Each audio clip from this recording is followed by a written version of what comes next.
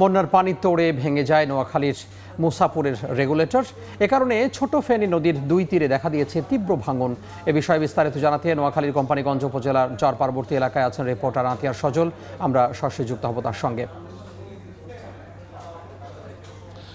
জানেন যে ফেনীতে যে শরণকালের ভয়াবহ বন্যা হয়েছে গত 20 আগস্ট থেকে, এবং সেই বন্যার যে পানির যে প্রবাহ এবং ফেনী সহ আশেপাশের জেলাকে কিন্তু অনেক জায়গায় 5 থেকে 8 ফুট পানি হয়েছিল, এবং সেই পানির যে তোড় যখন এক এক অঞ্চল নিম্নাঞ্চল প্লাবিত হতে থাকে, পর্যায়ক্রমে যখন ফেনীর মোহনা এবং যে নোয়াখালীর কোম্পানিগঞ্জের যে মুসাপুরের মোহনায় রেগুলেটর যে ছিল মুসাপুরের, সেটি ভেঙে গিয়েছিল 26 তারিখে, এবং সেই 26 তারিখে ভেঙে যাওয়ার পর মূলত ছোট ফেনী নদীর দুতীরে দেখা দিয়েছে তীব্র ভাঙন। কারণ হচ্ছে যখন সুইচ গেটটি ছিল তখন কিন্তু নিয়ন্ত্রিত স্রোত ছিল, যার কারণে কিন্তু সেখানে কয়েক বছর ধরে গত 5-7 বছর ধরে কোনো ভাঙনের দেখা ছিল না।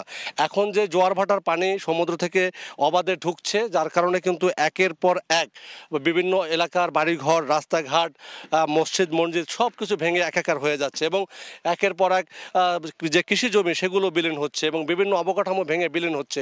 আমরা রয়েছি এখন নোয়াখালীর যে কোম্পানিগঞ্জের চর পার্বতী এলাকার মৌলভীবাজার এলাকায়। সেখানে দেখতে পাচ্ছি যে এখানে আমরা যে সব এলাকার যে স্থানীয় যাদের সাথে কথা বলেছি যে গত কয়েকদিনে শত শত বিঘা জমি বিলীন হয়েছে, অনেক রাস্তাঘাট বিলীন হয়েছে। আমরা কথা বলার চেষ্টা করব। এখানকার স্থানীয় চেয়ারম্যান রয়েছেন কাজী হানিফ সাহেব, উনি আপনাকে বলবেন যে এলাকার আসলে এই ভাঙনে কি প্রভাব পড়ছে, এখান থেকে রক্ষার উপায়টা কি?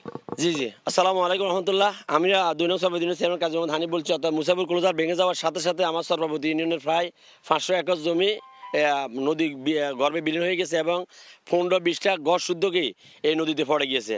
এই আপনার যে বেড়িবাঁধ, এটা যদি কি পূর্ণ সংস্কার না হয় তাহলে অল্প সময়ের মধ্যে আমাদের মৌলভীবাজার কদমতলা যে কোম্পানিগঞ্জ আমাদের মূল সড়ক, এই মূল সড়ক মাত্র 5-7 দিনের মধ্যে কি চলে যাবে।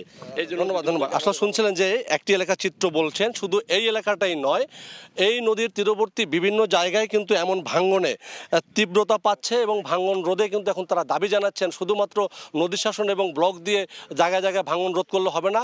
মুসাপুর বা যে রেগুলেটরটি ভেঙে গেছে, এটা যদি দ্রুত সরকারের উচ্চ মহল থেকে পদক্ষেপ নিয়ে পুনরায় মেরামত করা না হয়, তাহলে বিস্তীর্ণ জনপদ বিলীন হয়ে এই এলাকার মানুষজন একদম হুমকির মুখে পড়বে। এই ছিল ফেনী নোয়াখালীর ভাঙনের। আমার কাছে এখান থেকে সব শেষ। সহকর্মী আতিয়ার সজল যুক্ত হয়েছিলেন নোয়াখালীর কোম্পানিগঞ্জ থেকে।